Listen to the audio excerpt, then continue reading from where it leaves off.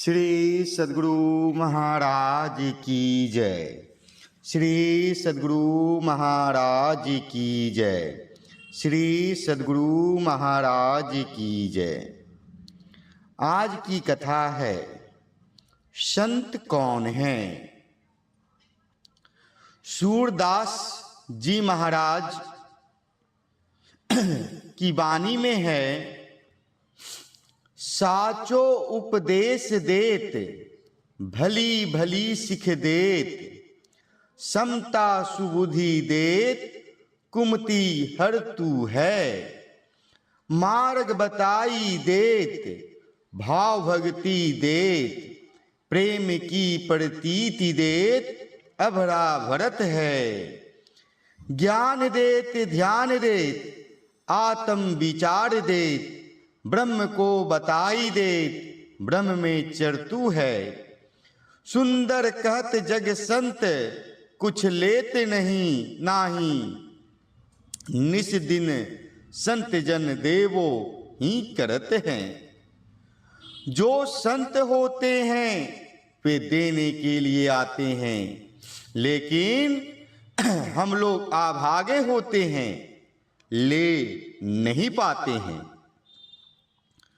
उनकी कृपा बराबर हो रहती है, लेकिन उन कृपा को भी हम नहीं ले पाते हैं।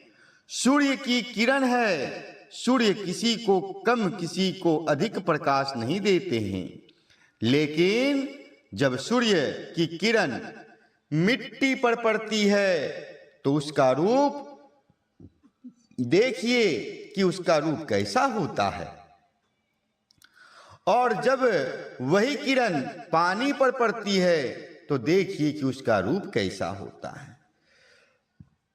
वही किरण जब कांच पर पड़ती है तो देखिए कि उसमें कितने चमक होती है, जिसमें जितनी सफाई होती है, जितनी पवित्रता होती है, उसमें उतनी कृपा पड़ती है। संत की कृपा पाने के लिए अपने को कृपा पात्र बनाने की आवश्यकता है। संतों का चरित्र कपास के समान उज्जवल और परोपकारी होता है। सभी आनंदों को देने वाला सत्संग ही है। सठ भी सत्संग करते करते सुधर जाते हैं, सुधार हो जाता है तो उद्धार हो जाता है। परमाराध्य गुरु महाराज के परम शिष्य पूज्यपाद संत सेवी जी महाराज गुरु महाराज के बारे में एक लघु घटना बताते हैं।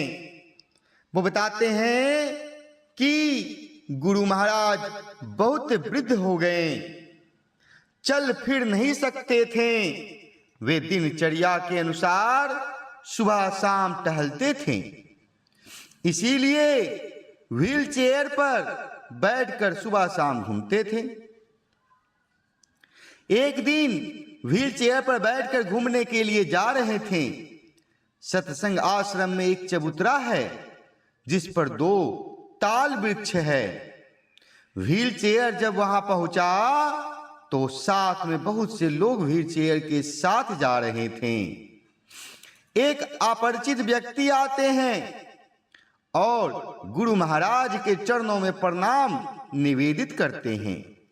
गुरु महाराज पूछते हैं कि कहां से आए और कौन हो तथा किस लिए आए हो।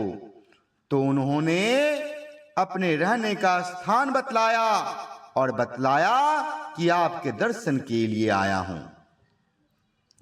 गुरु महाराज बोले, ऐ जी इसको बांध दो।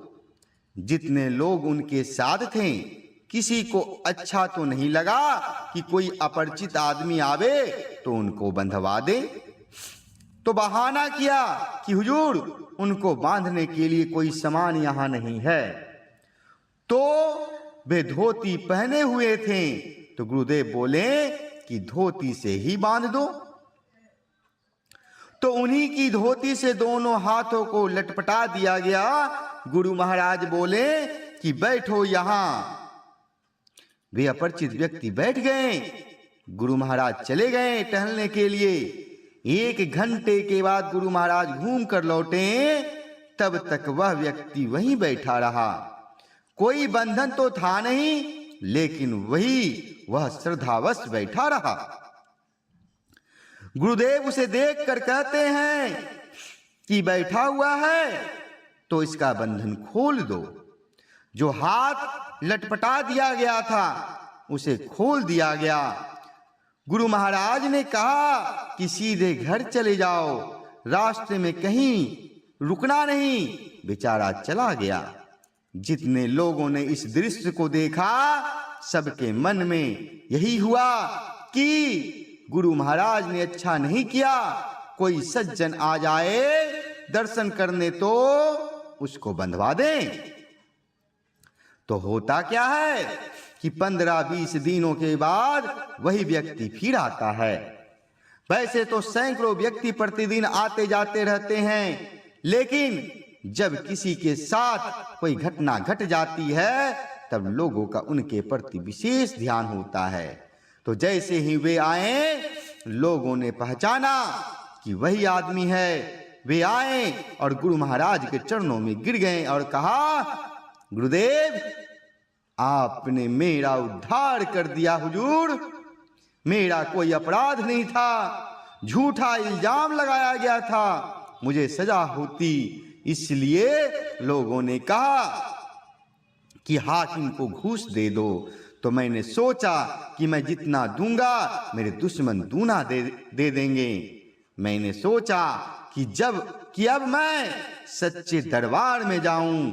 गुरुदेव की शरण में आया और आपने बंधवा दिया और मैं बंधन से मुक्त हो गया। संत की पहचान नहीं होती है तो हम संत वाणी का संग करें। संत लोग क्या कहते हैं? संत लोग सदैव देते ही रहते हैं, लेते नहीं। इसलिए सब लोग प्रेम से बोलिए, श्री सद्गुरु महाराज की जय।